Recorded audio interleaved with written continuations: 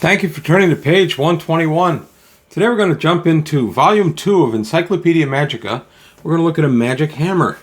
Not MC Hammer, but Thor's hammer, Mjolnir.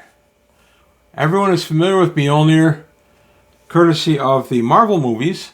We've all seen Mjolnir in action. And interestingly, when I was a kid reading Thor comic books, we all pronounced it Mjolnir, because we didn't know how to pronounce it. We had only ever read it. So Mjolnir actually has experience points of 10,500, 85,000 gold piece value. Thor's avatar wields the magic hammer plus 5 that has the following abilities. It does 10 die 10 points of damage with each hit. It can be thrown up to 200 yards and it never misses when thrown. It returns to the avatar's hand automatically. If Thor throws Mjolnir, that is his only attack that round. It can cast Lightning Bolt at any target within sight, and up to a total of 100 dice of Lightning Bolts per day.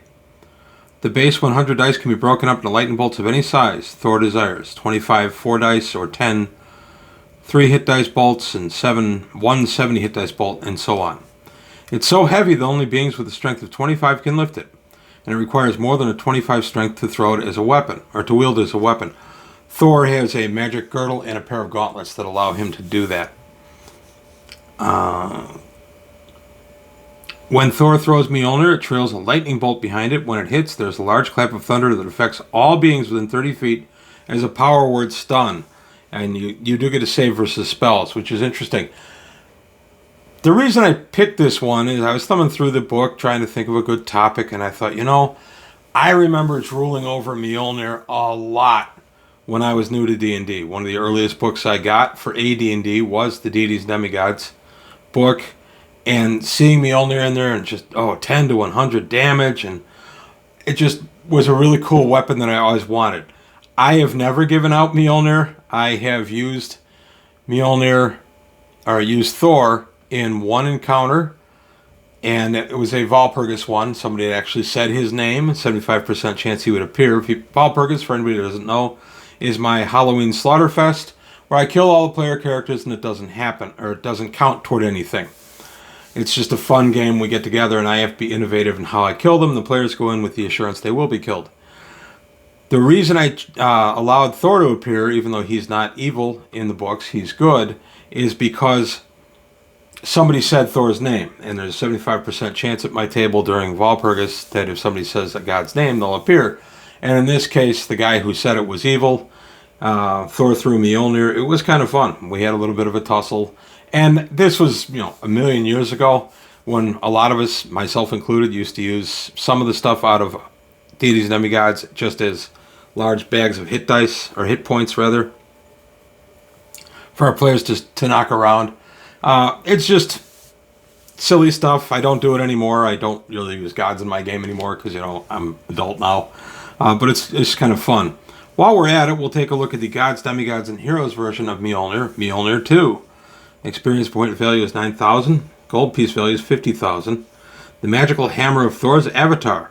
This hammer, wielded by the Thunder God's avatar, slays any giant it hits and it never misses. Commonly, the hammer is thrown and returns to Thor's avatar. Its range is not restricted as long as there is target in sight. There is a target in sight, the hammer hits. When used to any other capacity besides the slaying of giants, the hammer causes 10 die 10 points of damage. Another property of Mjolnir is that of throwing a bolt of lightning up to sighting distance with a varying strength of 2 die 12, 8-sided dice damage. The intensity of the bolt is controlled by Thor's avatar himself. Lastly, the hammer shines the pale blue light, warning Thor's avatar of any imminent danger within 10 die 6 yards of him. Only beings with a strength equal Frost Giant may pick up and carry this item of power, and at that at half speed. Only Thor's avatar himself may use Mjolnir. I don't prefer the watered down Gods, Demigods, and Heroes version. I don't know, watered down, that's the wrong term, but I prefer the stronger version out of Deities and Demigods, because why not? It's fun. One thing that is interesting, though, the one time I did use Thor in that game, he struck with the hammer for 10 die 10 points of damage, And I did like 12 points.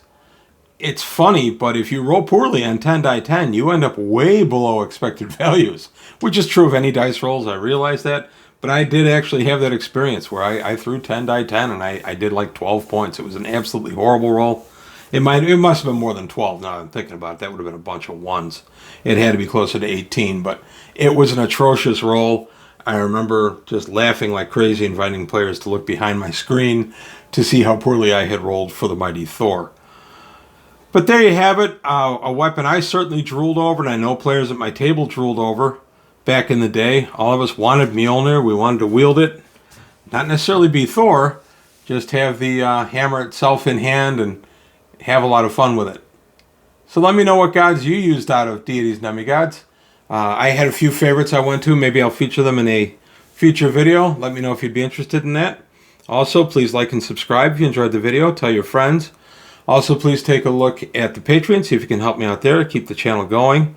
And that's all I've got today on page 121. Thank you for your time. Thanks for watching, and I'll see you next time.